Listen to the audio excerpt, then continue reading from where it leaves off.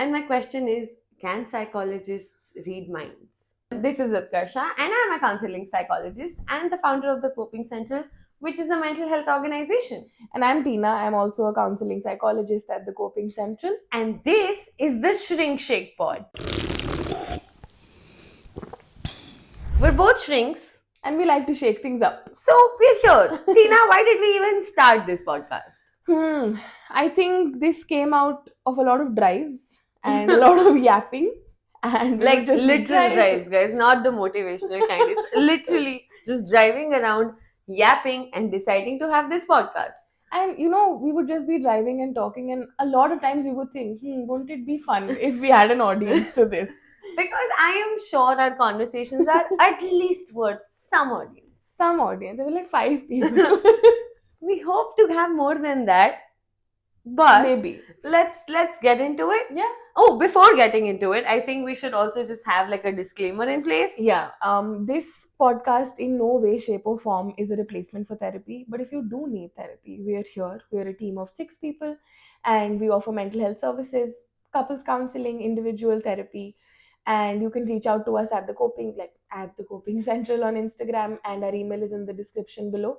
So yeah. So Tina, I have the most pressing question for you that I think everybody does whenever they see a psychologist. Oh my God. And my question is, can psychologists read minds? Yes. I'm kidding. But UJ, I'm kidding. I feel like there's more pressing matters that, or like rumors in the market. Like there's more important and fresh rumors now. Can we get into those? Okay, so maybe today with this episode, we're just trying to kind of talk about those, combat the myths, it seems.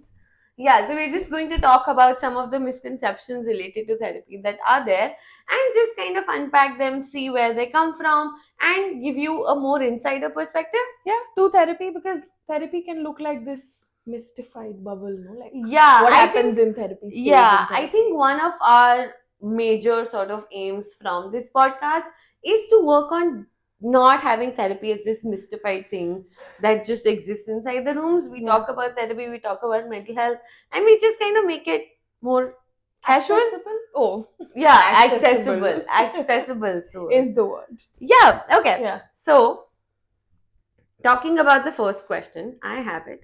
You give me the answer, okay? Okay. My question to you is, do therapists have all the answers to everything? No.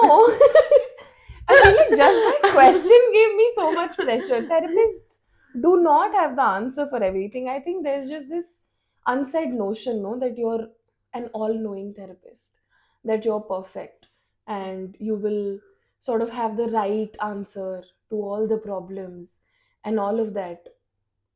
Like, flash alert, what is it called? News flash. It's fake.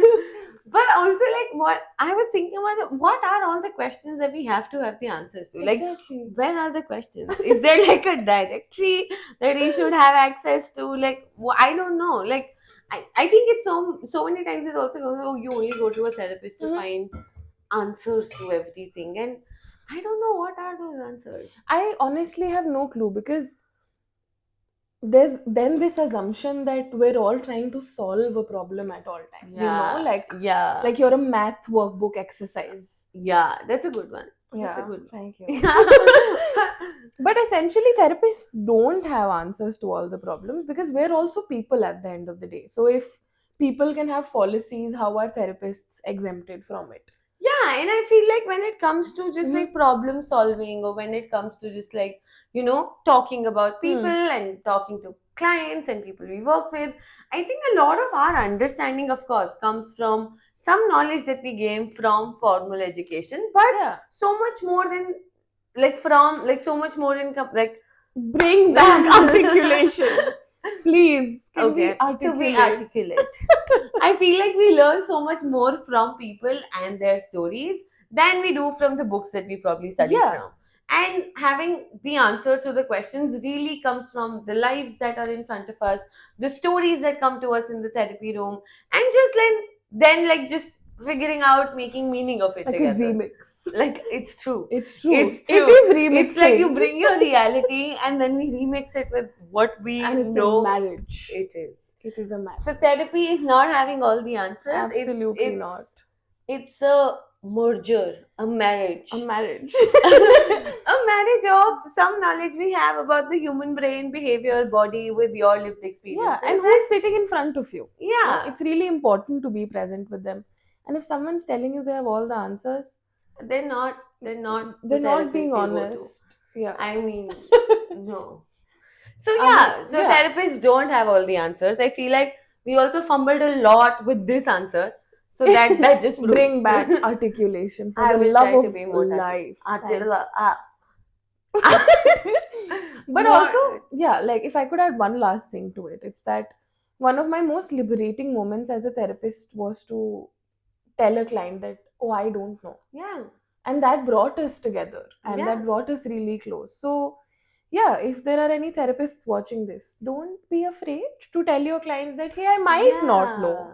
Yeah, I think it's really important to also address the therapists watching this, right? Like, Yeah. because I feel like there is this, again, because of this question and Mhm. because of this notion, there seems to be this sort of pressure on all therapists that you have to know 100%. everything at all times and you have to be this sort of expert in human life, in human behavior, which is not And true. whose human life? Yeah, Is there like- one human life that we're all experts in?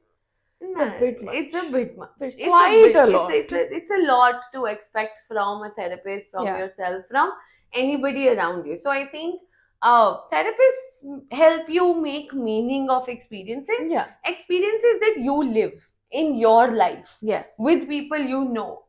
So you bring all of it into the therapy room. And then you marry them. You don't marry a therapist. please You don't marry a your therapist. That's where we draw the line. We also draw the line A lot of places. but that's That's a hard definitely where we draw the line. But I think like therapists are not all knowing. Yeah. And in the therapy room we're present. Like I think a good therapist, so to say, is somebody who's just present authentically. Yeah. And As it's you are. not to say that you just go into the therapy room knowing nothing and you're just like Me. faking it, or just like just everything is a fluke. It's not. You bring your knowledge, you bring your experience, you bring everything that you've learned, Yeah. and then you kind of match it, marry it with the client experiences. Marry your experiences with the client's experiences, but don't marry your clients. That's Bit a bit much. Okay. We'll move on to the second thing. Is it the interesting? Okay, UJ, do you think clients only, like people only come into therapy when there's something wrong with them? I think it's not true. Like, again, bringing back articulation, it is important to understand that our idea of therapy can be just that we have to go to therapy only when there's a crisis, right? Yeah. So people just, their entry point into therapy could be crisis, Mhm. because we learn about that and that's what we see. But I feel like there's so many people who just come in to kind of figure life out, to talk Yeah. about things that they're going through, and to also kind of preemptively not have a crisis happen. Me. So I think like in a precautionary way, but I feel like that's too clinical Yeah. as a term to also say this. But no, people in therapy are not necessarily only there because they have a crisis in their life. They might come in because of a crisis, or Yeah. that crisis might be the entry point into therapy. But then people stay to talk about their pets, their grandparents, their sort of jobs, their horrible bosses, just how life is looking like for them. And I think because, again, to sound very generic or to sound very book therapist-y, life keeps going on, right? And Yeah. then there are new things happening every single day. And I've had clients talk to me about how they liked a movie and didn't like a movie. Right? And then we've had conversations around, like, oh, which beach is probably like the best beach to go in a city. And like food recommendations Yeah. across cities. I think those are my favorite. Yeah, Like to like, get and I an love email. it. Yeah. Hey and Tina, do you want to go to this place? You'll really like it. And I'm just like, yeah. I do. So I think more than crisis, therapy is so much care. Therapy is so much Yes. love. Like, I feel like one of the best teachings that I feel like I've had being a therapist is that therapy is and should be, so to say, rooted in love. Yeah. Because I feel like when it's rooted in love, it's so genuine and it's so Mhm. real and it's so authentic. And also love as a practice. Yeah. You know, like Yeah. just keep learning and growing with it. Yeah. So I feel like that therapy is something that also teaches you that love is not like this one noun. Yeah. That it's a verb. It's And a it verb. is a verb. Because every week you're showing up, you're talking to your therapist about things, there is crisis happening, and then there's like a nice thing happening, and then All there's of it's one held. space. Yeah, Yeah. there's one space for all of it. And you don't kind of think about the fact that, oh, is this the right thing to bring up in therapy? Because everything is the right thing to bring up in therapy. I feel like This just reminds me, I once had a client ask me that, hey Tina, is this TMI? I was like, dude, I know what happened on a random Tuesday in your childhood. I feel like there's no TMI here. it's true. There's no TMI in therapy. There's no too much information. You can't trauma dump on your therapist because that's not a thing in therapy. I feel like we gotta like reel in everyone. I feel like we need to really bring this to the larger audience, so as to say there is no TMI in therapy. There's no oversharing. There's no trauma dumping. Yeah, and like I feel like therapy is the one place where you do all of it. And to talk about trauma dumping and to talk about what Instagram often tells us what therapy is, that's a whole other episode. That's a whole other rant we'll have. While Instagram is great and it's nice and everything, but I feel like it also presents a very small, minuscule, reduced idea of therapy. Yeah. Anyway, which is why we also started the Shrink Shake Pod, because we wanted to give an insider's perspective on what therapy is, how mental health conversations can take place, and how just our everyday life comes into the realm of mental health. It's not only when we are going through distress. I feel like it's just all the time. Like everything is mental health at this point. And it's also like such a lovely act of self-care, no? That you do take out that 1.5 hour time in a week just to talk about yourself and just to sort of hold space for your own emotions. Yeah, and I don't think that it's just the space for crisis or it's only the space for problems. It's space for all emotions, and that's what we say, right? That there are no good or bad emotions. That means everything is held in therapy. And now therapy is about capacity, not control. So if we were to say that it's only crisis, that would mean we only function on aversion, that we constantly try to fix things, but then we're building up a capacity to take in as much as you can and then process it. And I feel like that, like I say, for like a shorter version of this answer, the yap is that no, people don't just come to therapy when they are in a crisis or when they have a problem. Therapy is for all points, all phases, all sort of aspects of your life, and I think that's what we try to also promote. I can't stop but think how you said the yap is. I love that. Yeah, the yap is. It's true. Yap of the day. That's going to be a thing, maybe. Like yap of the day. Yap of the yap of the day. Maybe it's like a yap public school. Do we need a school? In classic Tina and UJ fashion, we've gone 10 years ahead. Should we build a school? Fuck is the question. Yes. Next. Bye guys. Next episode. Get ready with us to build a school. Okay, anyway, coming back. My question to you is, do therapists have it all figured out? No, man. I feel like it was so hard to keep a straight face while saying that question. Do they have it? Yes, I do have it all together. I have never once been to therapy. I have never once cried. Do you understand if this is taken out of context? Exactly, that's what I'm saying. It just sounds wild.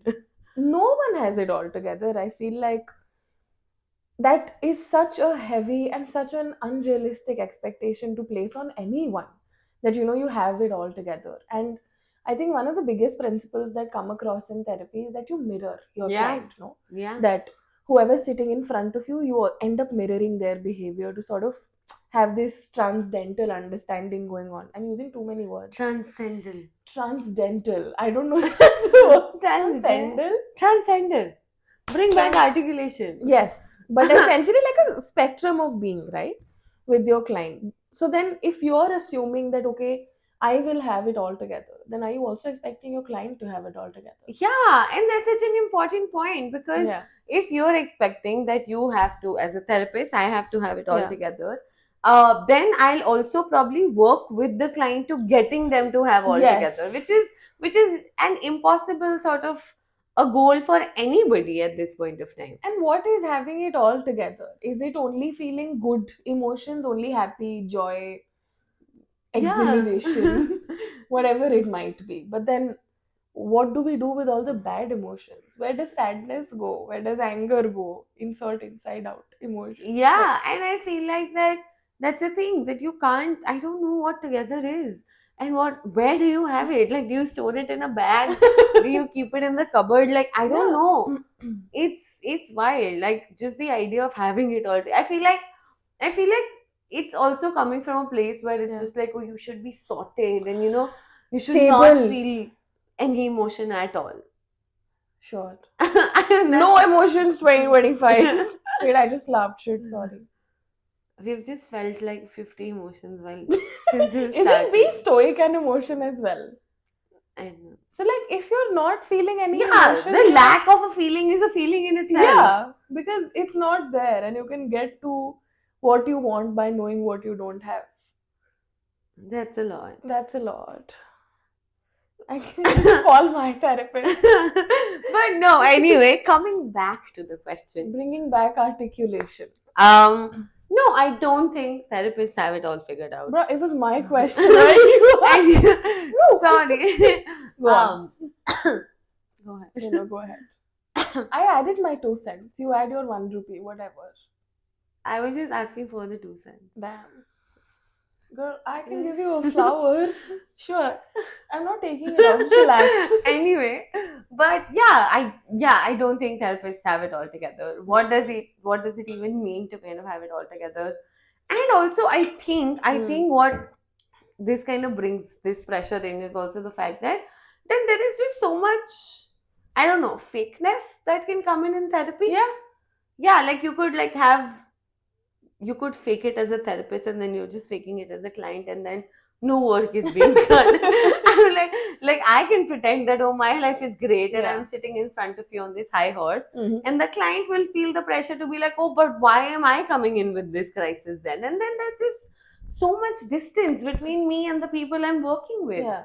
And there's no fake it till you make it in therapy because you're making it to realness and you can't get Yeah. there through fake stairs, like you're- Yeah, like I feel like Yeah. therapy is the one place where fake it till you make it doesn't Doesn't work. It you just doesn't. can't, because like if you're doing it as a therapist, the client will figure it out. If the client is doing it, you're probably going to feel it and figure it out. So- Yeah, and therapy is based so much on connection. And Yeah. how do you fake a connection? Like, I mean, that's That's what sorry. I've been doing with you that's all this time. that's just modern dating, faking connection. That's also our next episode.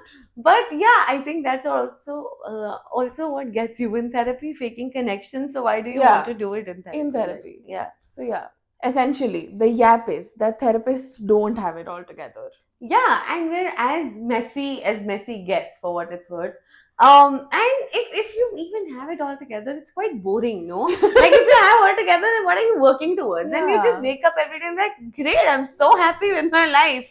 I'll Me just when- keep living with it. I mean, like, you can still be happy with your life and have it not together. Like that's Yeah, I the think that's so refreshing as Yeah. a statement. Like life can go on and you can find those pockets of happiness Yeah. irrespective. yeah, and just like having it all together is Overrated. boring. Boring.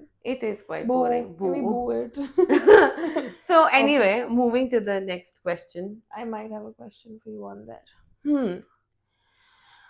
This is a very important question that comes in, that do people need therapy forever? Like, are they going to be dependent on it? And are they never going to be able to function in life without therapy? Hmm. What do you think?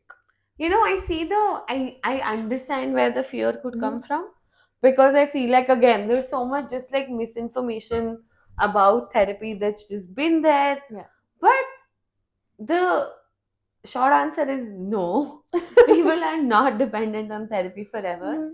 And the long answer is that therapy can also run as long as your life runs. Yeah. And it can exist in parts, it can exist in intermittent phases, it can exist with different therapists, it can exist with just different countries that you're a part of, Yeah. different things you're doing. So I think that's the beauty of therapy, right? Or like just this as a profession, so to say. I feel Yeah. like we work with our clients to develop capacity to a point where they leave us, right? And I think therapy as a career is one of the very few ones which begins out with the expectation of it ending one day. That, you know, like this will end and you will go back to life as you were with a newer set of skills. Yeah, and like different sort of Yeah. ways to handle things. I always say that, therapy is not about fixing things as much as it's about just like knowing which environment you're Yeah. in and then developing a capacity according to that environment. It's like going to a new country. Do you want to equip yourself with a language? You learn the new language. Yeah. You feel more adjusted. So I think with therapy, it's the risk of, or the risk or the fear that, oh, it's something that will kind of go lifelong and will I be dependent on it, comes from a lot of misinformation about what therapy also is. Like therapy is not, your therapist kind of doing all the tasks for you. It's not like we're teaching you how to walk and then, actually no, that's wrong. It's not like we're walking for you and we're talking for you and we're driving for you. We're Yeah. not taking skills away from you for you to be dependent on us. We're actually giving you skills Yeah. so that you become more independent. And also you sort of, okay, let's think about it like this, that let's say we go through life collecting things and skills and we keep putting them in a cupboard, and some of them are not good, some of them are great, some of them are just pure bad. No, so therapy can be a space to just unpack that cupboard. Yeah. Like, have a table in between the two of you, get it all out, and you sift through it together, and the therapist is just curious, hey, like, I wonder what this does. Yeah. I wonder what And that then does. that allows you to also reevaluate so many things, right? That, oh, I was at a certain point in my life, which is why I got this. So do I want it anymore or not? Does it hold emotional significance for me or not? And if it doesn't, and if it's just like an emotional burden, you let it go. Yeah. So I think like therapy is not something you get emotionally dependent upon. I think it's something that really equips you to work with different phases of your life. Yeah. And it can exist in different forms at different parts of your life. So Yeah. I think therapy is great and everybody should at least Try try it. therapy. Like, Yeah. it's something I feel like everybody should try. Yeah, if you're watching this and you haven't ever been to a therapist, get an intro call.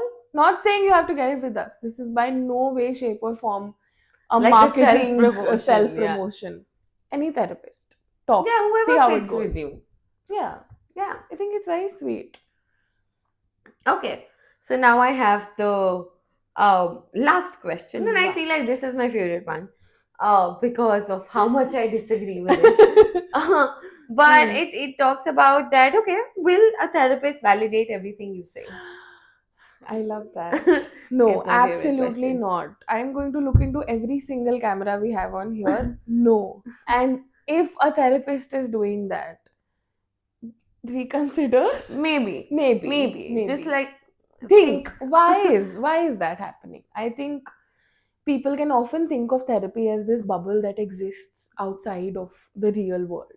But you and I were speaking about it, and it functions in a way where, like, the bubble, sure, it exists, but it's like a simulation. You get to practice what you have to do outside and then go outside and do it. And if emotions come up, you sort of unpack those. But in not in any step of that process is your therapist, like, should your therapist be like, okay, you do whatever you have to do. Yeah, like a therapist, not like, you go girl. You go, like girl. on days where you might need it and that Sure. might help the process, they will do it. But a therapist is not a yes man. They are not a you go Yeah. girl. They're not like, yes, queen, You're being go a bad princess. friend. Woo! Like that. You haven't texted your friends back in 45 days. That's okay. Maintain your boundaries. No, that's not what therapy is. Therapy is. I think therapy is very important as a space. Like, it should have gentle accountability. That we're not saying that your therapist should also be like, oh yeah, you're being a terrible friend. Never You have suck, friends again. You boo. suck. Don't do that. But also, you have to sort of get a holistic understanding of how you always owe each other things. People don't exist outside of communities. We don't exist in isolation, and we're constantly in, what is it called, in debt for a lot of things, for connection, for communication, for conversation, whatever it might be, that we have to sort of be there for each other. And if, like, this is one example of that. So if you're not doing that, then your therapist should probably tell you that, hey, like, have you considered if you're showing up for your friends as Yeah. you might want them to? And that's the thing, right? Like, if you're not able to show up for your friends, and your therapist can help you build that, Yeah, right? Like, it's the one place where we can be accountable for maybe the things that we're not doing correctly or that we're messing up. yeah. And then we can learn how to not mess up in that way, and then rebuild that love and rebuild that Exactly. connection. But So, if that conversation is not happening, Yeah, only, like, yeah. if you're just like, okay, great, you do whatever you have to do, boo, I'm here, then one, it's not authentic to the space, in my Yeah. personal opinion, because you can't possibly be in agreement with everything someone has to say. And also, it can be really boring. Like, Like, it is quite boring. So I feel like holding people accountable is something that's very central to therapy. yes. Because only when you say that, hey, you know what, I am messing up, and your therapist says that, hey, maybe you are, but let's kind of work on it around together. that. Yeah. So I think that's the whole sort of idea of therapy, right? Like, that you're able to understand what you do good and Yeah. what you're probably not doing is good, and then building on both in a certain way. And also, like, when you said that, you know, like, maybe you are not doing good at that and we can build on that, it also reinforces such a solid idea of what it is to be human. You know, that you will mess up and it's fine. And I am also telling you as a therapist that maybe sometimes I have also messed up, you know, but it's so important to cross those barriers to enhance that capacity that we've been speaking about. Yeah, and so then again, the short of it is the fact that your therapist is not there to validate everything that Yeah. you say, or they're not there to kind of say yes to everything you say. The validation can occur in terms of, yes, your feelings are valid, and if I'm feeling mad that my friend is mad at me and I'm feeling upset with that, that upset Sure. is valid. That's nice. But what do I want to do after that? I think therapy doesn't stop at validation, it Yeah. moves so much beyond that. So I think that's what the accountability, or like after the validation, the accountability comes in. And this assumption that your therapist will only validate everything that you say, it's a very like, it Tricky puts a line. full stop after validation, and that's not what you Yeah, want to do. like, you're, you know, like, another, this is probably good for another video, but people often think that therapy is just talking. Yeah. So then talking ends at validation, that, oh, you're of course like going and telling your problems to a therapist and they're just being your yes man. It reminds me of that meme. And you know, the worst person you know Oh yeah, is yeah. using therapy speak. I feel like therapy speak should be like another video altogether. We have Like, 6 that's- video ideas that we've given in this one. But yeah, But the yeah, gap is the that gap is feelings are always sort of like accepted, behaviors might not be, yeah. and which is where, like, the Yeah. small bridge comes in. Yeah, I think therapy is not validation Yeah. of everything you do. I think it's Mhm. about building the bridge between feelings and behaviors, and getting to a place where you just feel better about yourself. You just feel better about the people in your Yeah. life and relationships that you hold, that you want to hold. So yeah, I think we've done some work in kind of demystifying therapy, it seems. Slightly, maybe And- minuscule. Little bit, like, yeah. And I do hope that we get to run this space, we get Yeah. to hold these podcasts more often, And have guests, maybe maybe. someday in the future. I mean, fingers crossed, it seems. Everyone cross your fingers right now. Like, this is a threat. I'm not even kidding. I feel like we should also just like thank everybody for being here, Yes. because this is pure experimentation on our end, and we love talking about things, and I feel like we'd also love to hear from you as to what you want us to talk about, what you want our opinions on, because They're our important. opinions are important, Yes. of course. It is. And also, whatever you'd like for us to sort of demystify about therapy, I think it's a very, very important space, and it's a space where we feel like it wasn't present for a lot of things. So we're here now, and we're hoping to get more people on board, hopefully. Hopefully. Yeah. And we're hoping to kind of just make these conversations more everyday, more everyday, Casual, more casual, accessible. more accessible. And just have them more often. So thank you for being here with us. Follow the Coping Central on Instagram. Follow us on Spotify. Subscribe to us on YouTube at Like the the Shrink Shake video. Pod. Like the video. Yeah, like the video. Share the video. So like, comment, share, subscribe, follow on YouTube, Instagram, Spotify, everywhere. wherever, whatever is applicable. I am Utkarsha, And I'm Tina. and this is the Shrink Shake Pod by the Coping Central, and we will hopefully see you next week. Woo!